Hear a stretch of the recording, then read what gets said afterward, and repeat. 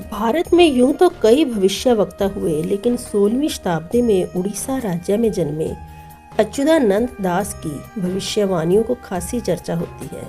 दावा किया जाता है कि उनकी अब तक की भविष्यवाणियां सच साबित हुई। फ्रांस के भविष्यवक्ता नॉस्ट्रेडमस भी 16वीं शताब्दी में जन्मे थे। अच्युतानंद दास को भारत का नॉस्ट्रेडमस माना जा रहा है। आइए जानते हैं कौन है स्वामी अच्युतानंद दास। कहा जाता है कि अच्युतानंद दास जी भगवान जगन्नाथ के परम भक्त, कवि, दृष्टा और वैष्णव संत थे। उनके काल को विद्वानों द्वारा 1480 और 1505 के बीच में माना जाता है। उनकी माता का नाम पद्मावती और पिता का नाम दीनबंधु था। उनके दादा गोपीनाथ मोहंती जगन्नाथ मंदिर में एक मुंशी थे। अच्युतानंद का जन्म उड़ीसा के कटक जिले के तिलकाना नामक गांव में हुआ।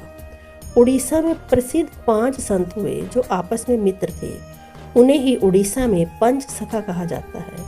उड़ीसा में आध्यात्मिकता और साहित्य पंच सखा यानी 5 पितरों के संघ से बना हुआ है, जिन्होंने उड़ीसा के लोगों के लिए प्राचीन हिंदू संस्कृत ग्रंथों, आयुर्वेद, योग, तंत्र, अनुष्ठान, कथा आदि को उड़िया भाषा में ट्रांसलेट किया था। कहा जा रहा है कि संत अच्युतानंद चैतन्य महाप्रभु के भी मित्र थे।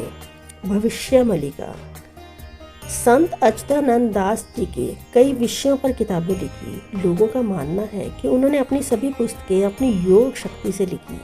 कहा जाता है कि उड़ीसा में 1 लाख मलिका की पुस्तकें हैं, जिनमें अलग अलग विषय और नाम हैं, लेकिन इस समय कुछ सैकड़ों पुस्तकें ही हैं की ही जानकारी लोगों को है। हालांकि ये सभी पुस्तकें जगन्नाथपुरी के महंतों के अधिकार में हैं। पुनर्जन्म। संत के बारे में कहा जाता है कि उनकी पुस्तक में उनके अनेक जन्मों का विवरण है। सतयुग में वो एक महर्षि थे। त्रेता में नल नामक वानर बनकर उन्होंने श्री राम की सेवा की और द्वापर में सुदामा बनकर उन्होंने श्री कृष्ण की भक्ति की। वही कलयुग में अच्युतानंद दास बनकर श्री कृष्ण भक्ति के प्रचार में सहयोग दिया। भविष्यवाणियों के मुख्य बिंदु।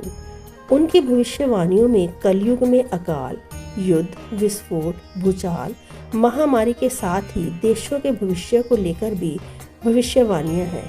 उन्होंने भारत, अमेरिका और रूस को लेकर भी भविष्यवाणी की है। उन्होंने ऐसे संकेत दिए हैं जिससे ये पता चल सके कि ये भविष्यवाणियां कब घटित होने वाली हैं।